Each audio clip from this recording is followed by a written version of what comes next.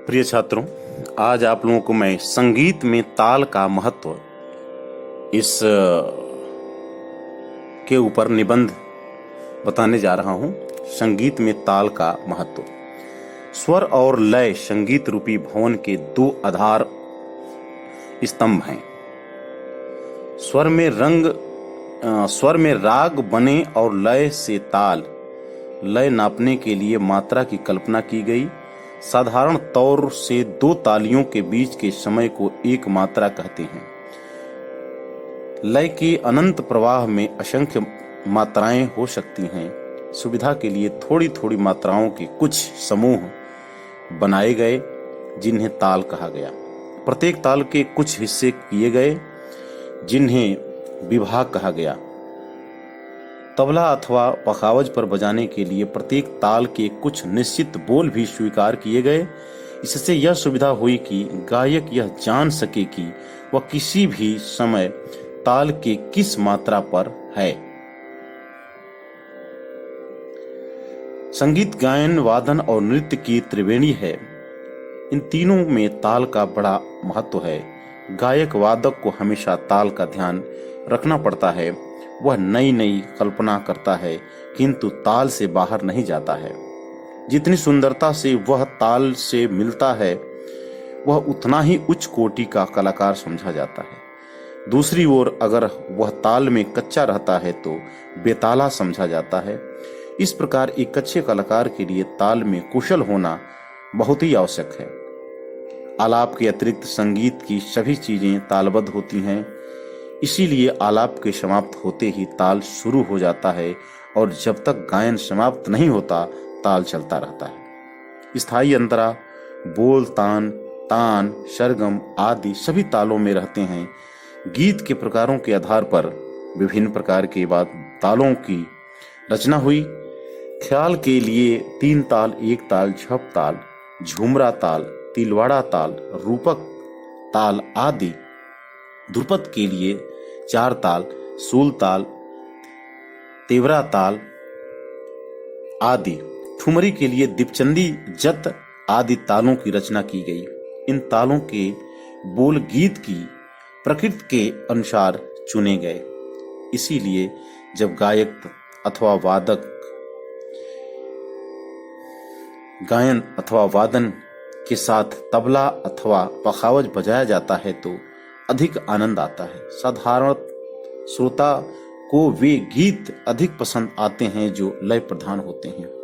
इसलिए साधारण जनता में लोक गीतों तथा चित्रपट यानी फिल्मी गीतों का अधिक प्रचार है।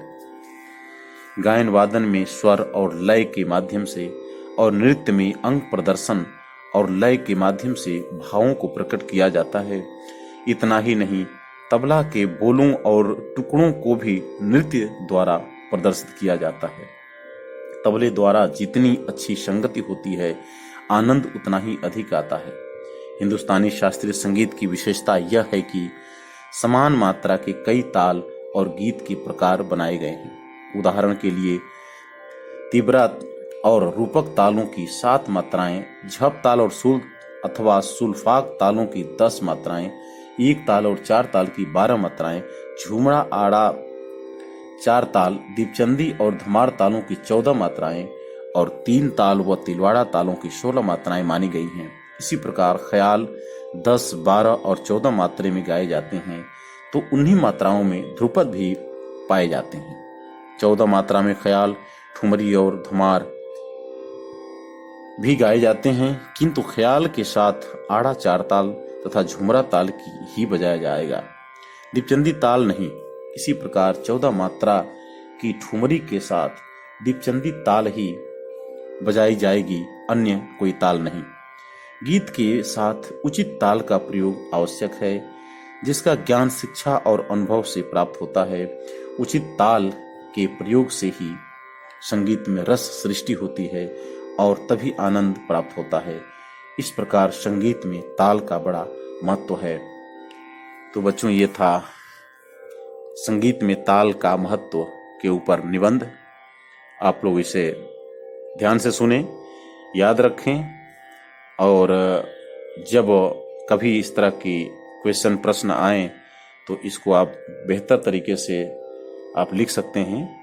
और यह कोई भी निबंध कठिन नहीं होता यदि आप इसको बार बार सुनते हैं, बार बार अध्ययन करते हैं, क्योंकि एक बार सुनने से समझ में नहीं आता है। जब किसी चीज़ को जब बार बार जब सुनेंगे तो वह उतना ही अभ्यास होगा, उतना ही, जिस तरह संगीत में कहा गया है कि रियाज बहुत ज़रूरी है, उसी प्रकार से कोई भी संवाद या कोई भी लेखन सामग्री या चाहे कोई भी आपके शास्त्रीय चीज़ या